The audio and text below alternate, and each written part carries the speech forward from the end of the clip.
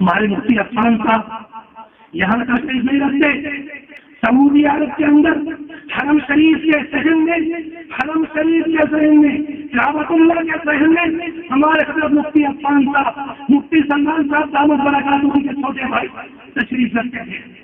مغرب بعد ایک اہل حدیث کی تقریر ہو گئی تھی۔ حج کرنے والے جانتے ہیں حرم شریف میں ایک حلقہ یہاں پر، ایک یہاں، ایک یہاں، ایک وہاں، تمام درج قرآن کے حلقے ہوتے ہیں، کہیں حدیث شریف کا، کہیں کچھ اور۔ ایک ساتھ بیٹھے وہ بیان کر رہے تھے کہ دیوبند کے حساب کو چیک کرنے کے لیے رسول اللہ خود آتے۔ آپ ذرا غور فرمائیں کتنے بدلے، کتنے بڑے چھوٹے موتی اور مسئلہ اعلیٰ درجے کے منافق، تمہیں شرم نہیں آئی؟ میدان شرم نہیں کہہ رہے ہو، خدا کی گھر کے سامنے کہہ رہے ہو۔ بتاؤ کسی دیوبندی کا نام جس نے اپنی زبان سے یہ بات کہی ہو، ہم اس کے ساتھ آج مفادات کرنے کو تیار، ہم بات کرنے کو تیار نہیں، ایک ہے نام کا۔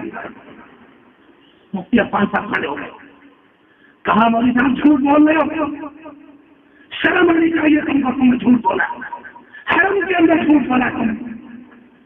اس کے تو آنکھیں پھٹ گئی بیچارے کی، تو مجھے بھاشا کے سارے اپنے ہیں، یہاں تو کچھ اور بھی نکلے۔ مفتی صاحب کھڑے ہو گئے تو 50 اور بھی کھڑے ہو گئے کہ تم جھوٹ بول رہے۔ آرڈر ہو گیا، مفتی صاحب کو پولیس نے پکڑا اور لے جا کے کمرے کے اندر بند کر دیا۔ وہاں بڑے بڑے علماء بیٹھے تھے، کہا کیا ہوا حضرت؟ کہا کہ ہم سب میری کوئی غلطی نہیں، غلطی نہیں کی ہے۔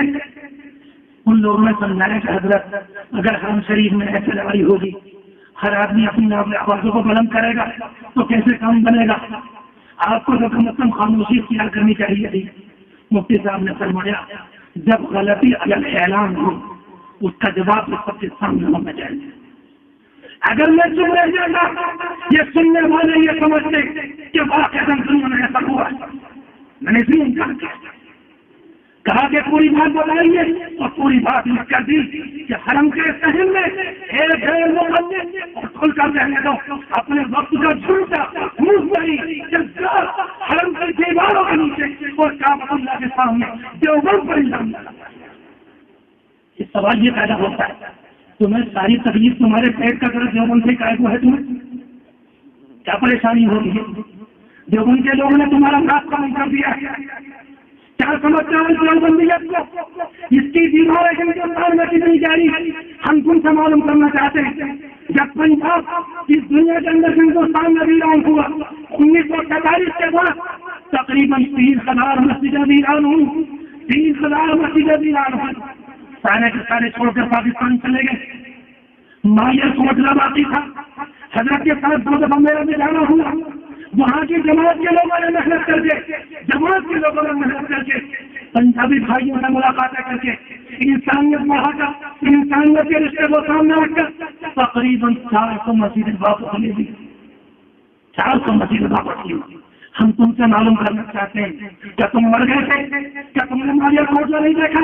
کیا تم نے پنجاب کی میاری نہیں دیکھی؟ کیا وہاں کی مسجدیں تم نے نہیں دیکھی؟ تمہیں کیا کو پریشانی ہوئی؟ تم نہیں گئے کہ جا کر ایک مسجد لوٹنے کی بلکہ تم بھی آباد کر لیتے، مگر تمہیں توفیق اصل سے نہ ملی گئی اور امکان بھی ہے تمہیں نہ ملے، تم کسی اور کے بلبوتے پر کام کرو۔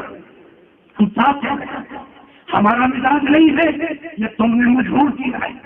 اور جس طرح سے اس انسان نے جہاں سے یہاں تبدیل کر کے گیا اور ہمارے کرام نے اشارہ کیا، مجھے نہیں معلوم میرے بزرگوں نے کیسے سننے کے لیے تھی، اگر کیسے سننے تھے مولانا آجوی صاحب، مولانا عبداللہ معروف صاحب اس کی زندگی بنا دیتے، اتنا جھوٹ بولا ہے اپنی تقریر سے۔